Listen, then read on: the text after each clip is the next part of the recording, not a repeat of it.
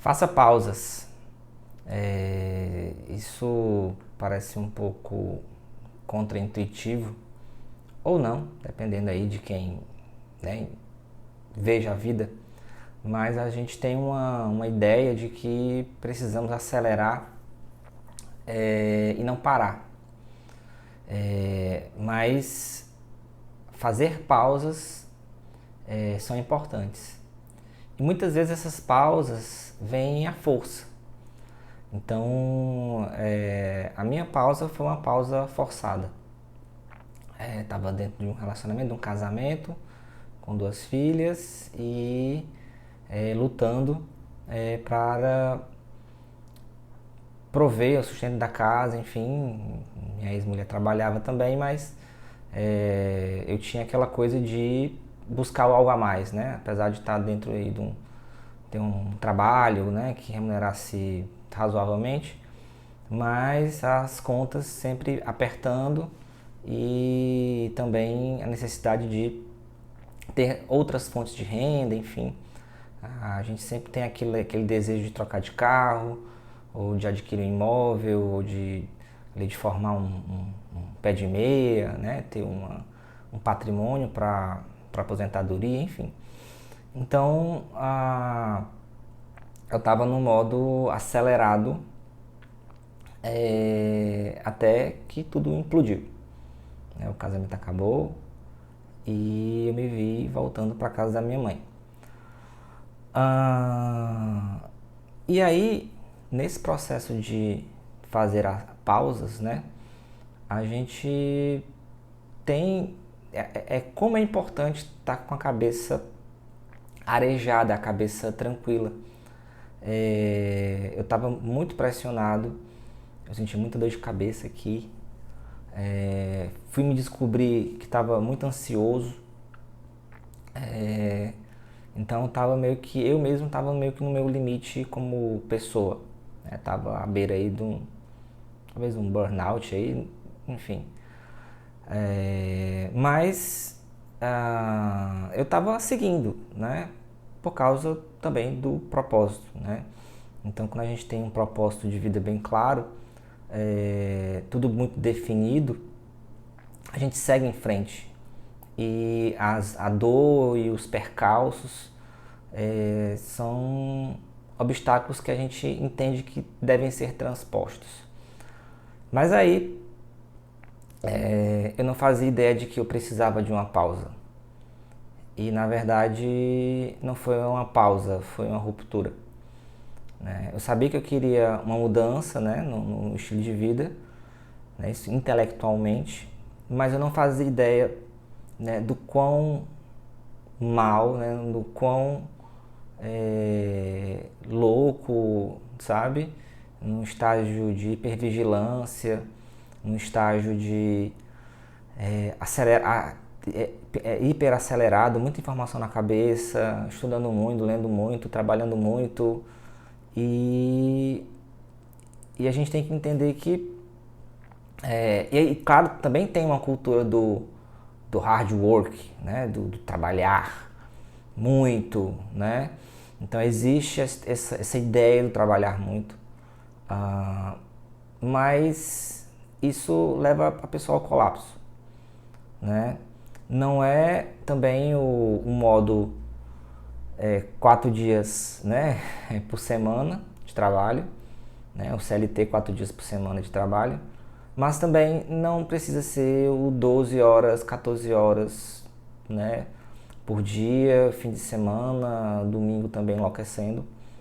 Eu acho que é preciso aprender a parar e não se culpar por estar parado. Né? Eu acho que também era uma coisa que às vezes eu me culpava muito de estar de férias ou no feriado e não, cara, eu tenho que aproveitar esse tempo livre, que eu não estou trabalhando, né, que eu não estou fazendo aquilo que eu não gosto, para poder plantar algo. Então, de alguma maneira, isso não foi tão ruim, porque né, a gente vai estudando, vai lendo e tudo, mas eu não percebi a importância de dar valor ao espaço, ao respiro. Então a gente precisa aprender a respirar.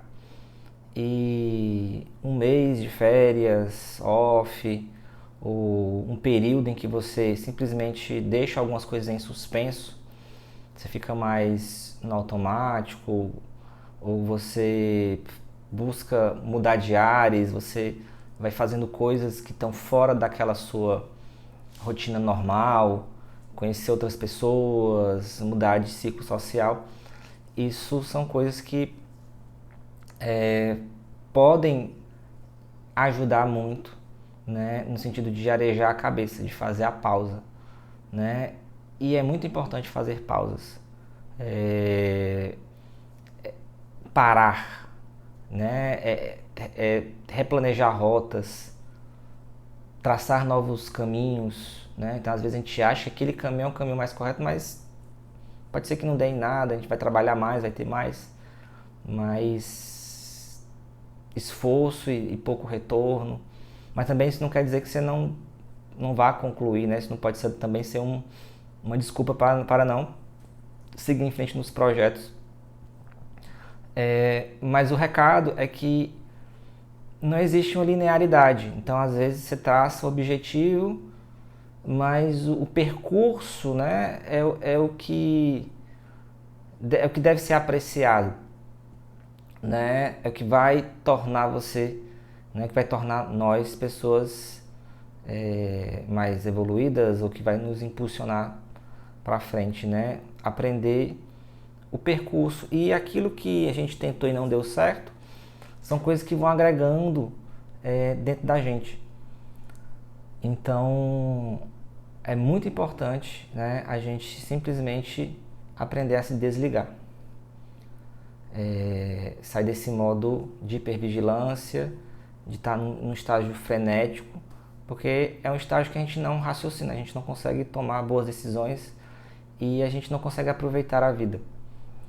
E tudo muito hipercontrolado, tudo muito cronometrado, muito milimetricamente orquestrado, isso pode, e claro, ajuda numa eficiência, mas tem um risco muito grande de você cair numa prisão, né? De você estar sempre hiper focado, e aqui qualquer coisinha que aquele planejamento não dá certo, qualquer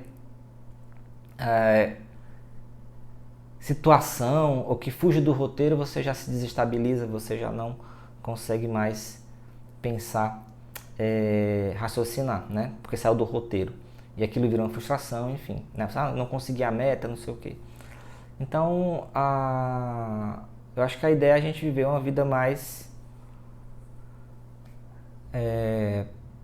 devagar, né? Ultimamente eu estava vendo dois vídeos assim, de dois caras que falando dessa coisa do slow, né? Uma vida mais lenta.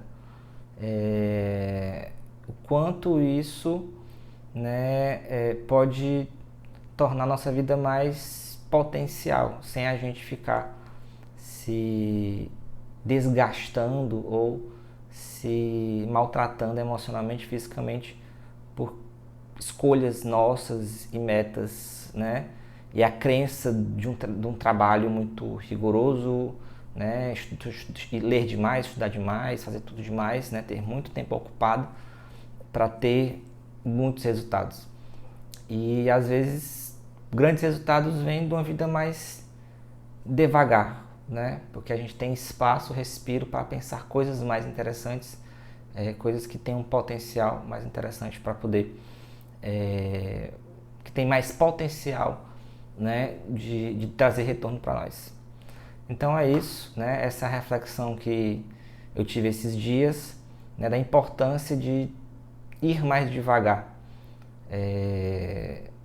para que o nosso cérebro ele fique mais arejado e a gente consiga ter melhores ideias, melhores insights e tomar melhores decisões. Então é isso, esse é mais um vídeo da série aí de transformação. Alguns vídeos eu falo um pouco dos meus avanços e outros vou falar um pouco das conclusões que eu estou tirando aí por aí. Valeu e até o próximo vídeo.